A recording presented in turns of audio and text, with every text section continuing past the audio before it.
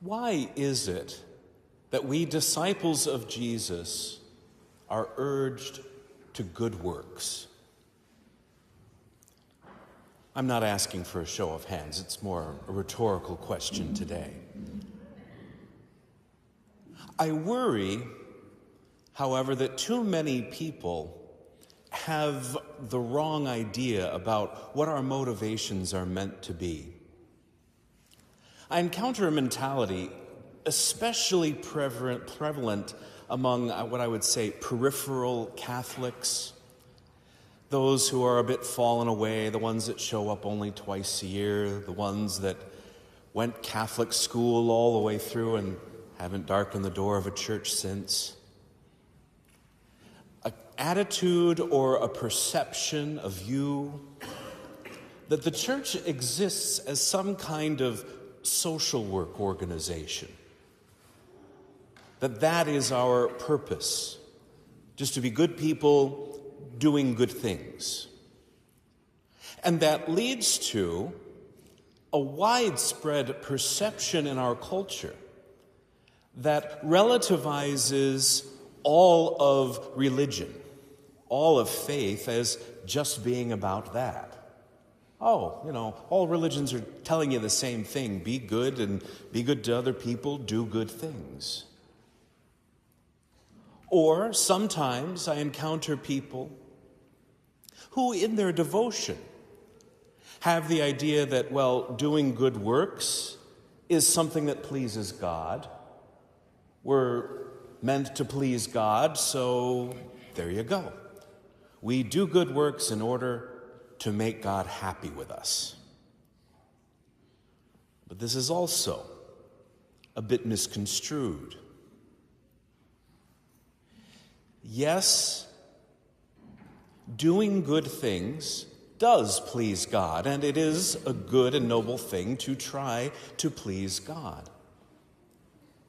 But we do well to remember what God has told us pleases Him most. When we are particularly mindful and generous to those who are poorest and most vulnerable. And that piece of information gives a clue as to what is really meant to be behind the good works that a disciple of Jesus Christ does. We are called to be people who, having been redeemed by the Lord, who, having had an experience of God's grace, God's mercy, having encountered Jesus and His saving power in our lives, then go through this life with its ups and downs, with all of the other people we encounter, allowing the blessings we have received to flow through us to others in a spirit of gratitude, first of all, and joy. In other words, it's kind of a way of acknowledging the truth behind that old saying, "But for the grace of God, there go I." I used to think that what that meant was, a person says that because God has sort of worked something out in their life and their circumstances have been different from somebody else. And then as I got older, I started to realize, no, that's not quite what that means. It means when I encounter someone who has succumbed to some particular temptation that I didn't, I can't really take credit for it. Because but for the grace of God, so would I have done. When we acknowledge that we are in a position where we have needed saving, where we have been in need of God's abundant generosity and mercy, when we were in a position where we were powerless to save ourselves, and God, by His free gift, bestowed upon us the opportunity of salvation, then that demands a certain kind of internal response. The first, of course, is one of conversion. We are meant to respond to God's grace, to His mercy, by allowing Him to transform us and to change our lives. And that ought to fill us always with a deep gratitude. In our prayer each day, we should acknowledge the various little ways as well as the big ways that God has intervened in our lives, that God has maybe stopped us from going down a destructive path, a hurtful path.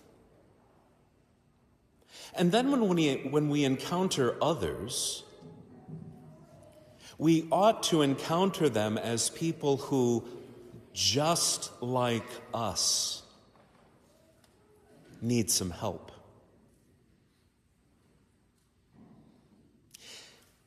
The way of a disciple, the way toward true sainthood, is to look out at the world each and every day, no matter who we're meeting, the good, the bad, the ugly, and instead of seeing enemies, instead of seeing rivals, instead of seeing threats or people just to exhaust us, we see people who are sinners in need of God's redeeming and transforming love, just like we are. People who are in need of something that God has poured out upon us and into us in abundance and indeed superabundance, leaving us not just with enough for ourselves, but with enough to share. And most especially, the church is meant to be a community of people who have that outlook, that mindset, that characteristic. We are meant to become instruments of healing after we have been healed. We are meant to be conduits of mercy after we have benefited from God's mercy. We are meant to be emissaries of peace and indeed ambassadors of the gospel after in the gospel we have found a true and lasting peace in our hearts and minds. And that is why it is so painful when the church fails at this, or when individuals in the church fail at this. When somebody comes and they are in desperate need of some understanding, of some empathy, of some support, but instead they encounter in us, or even in just one of us, a callous attitude, apathy, or even outright rejection, that leaves a deep, deep wound. Indeed, we are very, very aware in our contemporary times of how wounded some people have been because of what they have suffered at the hands of priests or brothers or sisters who are really meant to be the standard bearers of all of this in the church. When priests and religious fail, that wound is certainly deep. It takes a long time, even for the grace of God, to heal that. But also, when communities divide and fall out with themselves, when we allow maybe our politics to influence our faith instead of the other way round, or in small towns I'm from a small town, I know how it is. When family feuds or neighbors' rivalries come into play in the community of the church, splitting groups, causing factions, those are divisions that sometimes it literally takes an act of God to mend. Because if salt loses its flavor, with what can it be seasoned? If we in the church, who are meant to be the very instruments, the very conduits, the very catalysts of all of this kind of things, if we fail, who else is there to help us? But of course, thanks be to God, we do know that the mercies of the Lord are never spent.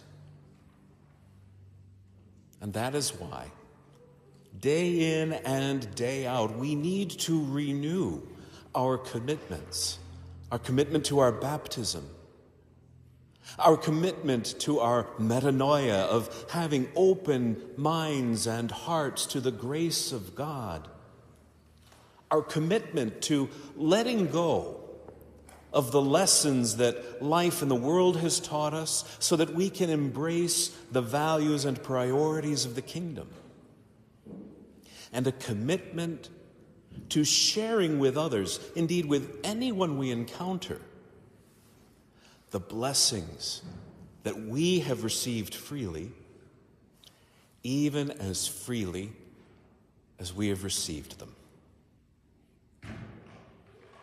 In a few moments, as we continue through this Mass, we will, through the Eucharist indeed, receive the very gift of the Lord Jesus himself.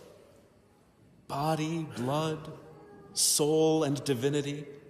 We will be bonded to him in a way that is mystical and yet so deep and profound.